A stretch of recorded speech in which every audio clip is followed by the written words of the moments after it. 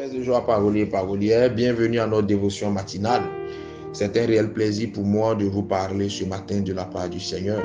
Je prie que Dieu bénisse votre journée et que Dieu vous assiste dans vos faits et gestes.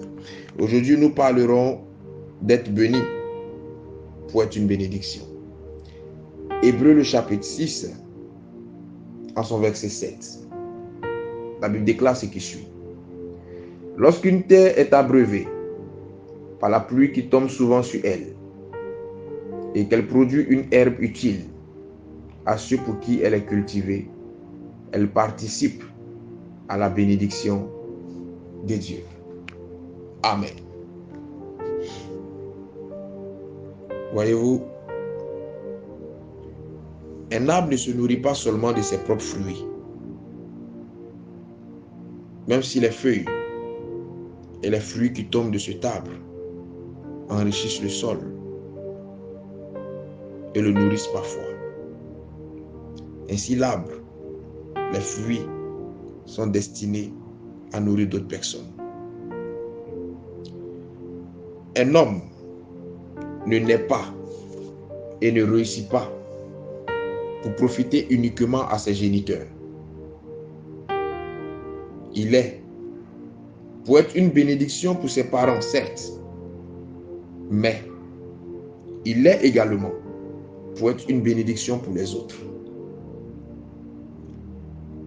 Dieu s'apprête à te bénir pour que tu sois une bénédiction pour ta famille, mais aussi pour que tu sois une bénédiction pour les autres.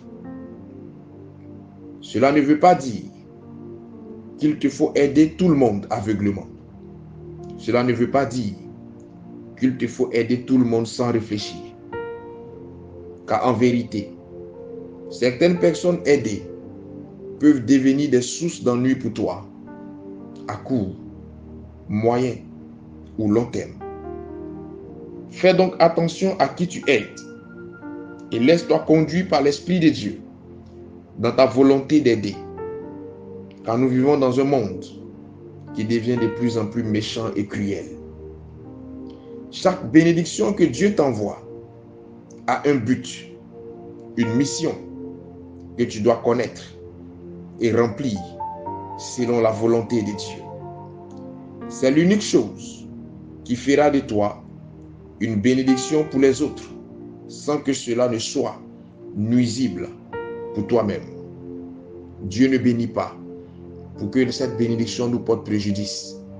Dieu bénit pour que cette bénédiction soit une opportunité pour nous d'être une source de bénédiction pour les autres et que cela nous fasse du bien et fasse du bien aux autres. Je prie que Dieu t'aide à comprendre cette parole et à l'appliquer. Ce matin, toi et moi, nous allons prier le Seigneur afin que Dieu t'aide à être une source de bénédiction, afin que Dieu t'aide à aider quand il faut et comme il faut, et que Dieu t'aide à savoir dire oui, mais aussi à savoir dire non. Prions le Seigneur. Éternel notre Père, nous voulons te dire merci. Nous bénissons ton nom pour ta parole. J'ai compris ce matin que je suis béni pour être une bénédiction.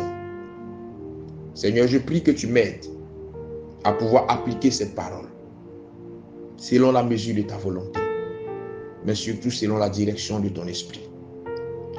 Aide-moi à savoir dire oui, mais aide-moi aussi à savoir dire non.